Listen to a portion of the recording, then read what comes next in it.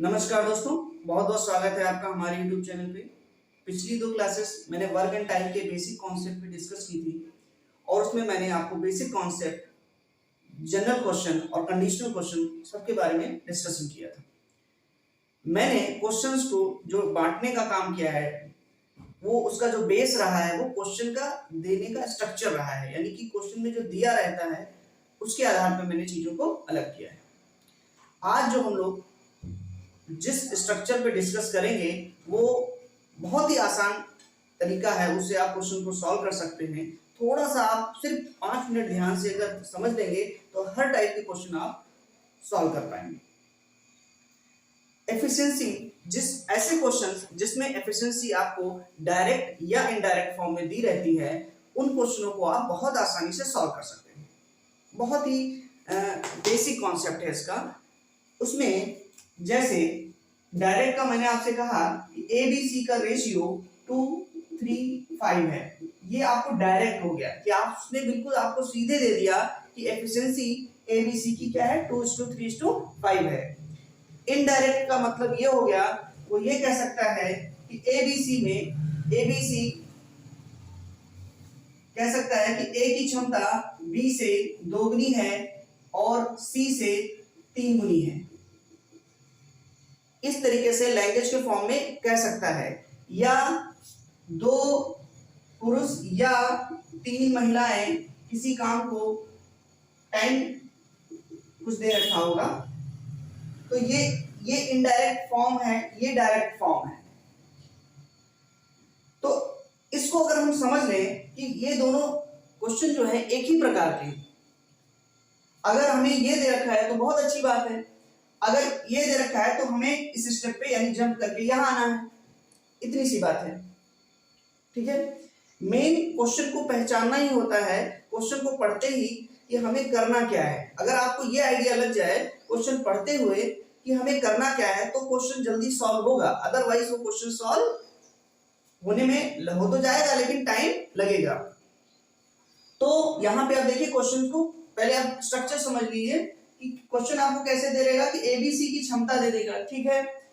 उसके बाद आपको किसी ना किसी का टाइम दिया होगा कि चाहे ABC इसमें से कोई भी कहेगा कि ये काम को कंप्लीट, जो वर्क है उसे कौन कंप्लीट कितने दिन में कर रहा है, ये बात दी होगी। क्वेश्चन में 100% देना ही देना है उसको, ये आप समझ लीजिए, मस्ट है।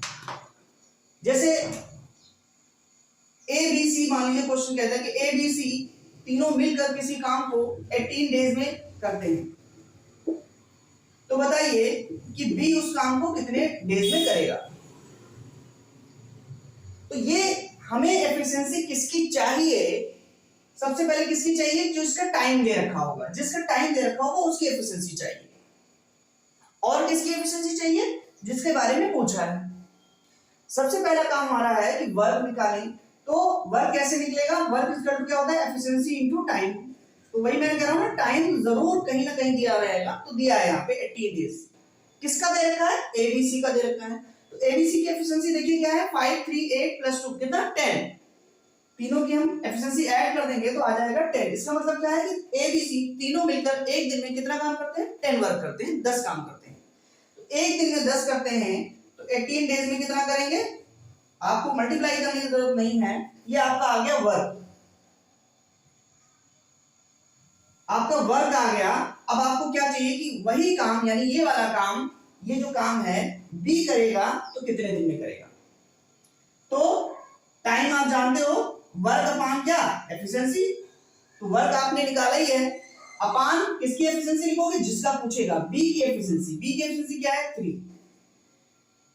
अगर आपसे A और C का पूछता तो हम 5 + 2 7 लिखते, अगर आपसे A + B पूछता तो 3 + 2 5 लिखते, यानी जो पूछेगा उसकी एफिशिएंसी से डिवाइड करना है। डिवाइड कर दीजिए, 3 6 18 60 16 डेज में ये वर्क कंप्लीट होगा। तो बस इतना सा कॉन्सेप्ट है, इससे रिलेटेड क्वेश्चन आप अपने में ही सॉल्व कर पाएंगे, चाहे जैसा क्वेश्चन। ठीक है, अब ये डायरेक्ट हो गया। ये समझ लीजिए क्वेश्चन अगर इस तरीके से दे रखा है तो आप समझिए बहुत अच्छी बात है, आपके लिए आसान काम है। इन फॉर्मेट में दे रखा है, थोड़ा सा आपको क्या बनाना होगा, रेशियो आपको बनाना होगा, आपका एक स्टेप बढ़ जाएगा। इसका रेशियो से कोई लेना देना नहीं रहेगा, आपका जनरल जो भाषा का आपको नॉलेज है उस पर डिपेंड करेगा। इस पे देख लेते हैं कैसे इसको हम कन्वर्ट करेंगे। चलिए देखिए, जैसे इस क्वेश्चन में कहा है कि ए की क्षमता बी से 2 गुनी, सी से 3 गुनी है। अब इसमें भी कहीं ना कहीं क्वेश्चन देगा कि मान लीजिए ए प्लस बी किसी काम को 12 डेज में करते हैं, तो बताइए ए प्लस बी प्लस सी यानी तीनों मिलकर उस काम को कितने दिन में करेंगे। तो ये स्ट्रक्चर तो दिया ही होगा, यहाँ एफिशिएंसी में डायरेक्ट नहीं दे रखी तो निकालना हमको। देखिए, क्योंकि ए का एड्रेस बी के रेस्पेक्ट में दे रखा है और सी के भी रेस्पेक्ट में दे रखा है, तो ऐसी कंडीशन में हम क्या करेंगे कि 2 और 3 का एलसीएम ले लेंगे और सबसे पहले ए को लिखेंगे। तो 2 और 3 का कितना, 6। अब लैंग्वेज को पलट लेंगे, ए बी का 2 गुना है तो बी ए का क्या होगा, आधा होगा, हाफ होगा, तो कितना हो जाएगा 3। ऐसे ही सी ए का क्या होगा, 1/3 होगा, तो इसका 1/3 कितना, 2। तो ये रेशियो आप बना लेंगे। अब आपसे क्या दे रखा है, ए और बी कितने दिन में करते हैं, 12, यानी ए और बी की एफिशिएंसी देख लीजिए कितनी है, 6 + 3 कितना, 9 अपान ए प्लस बी प्लस सी पूछ रहा है, तो 9 में 2 और जोड़ दीजिए कितना, 11।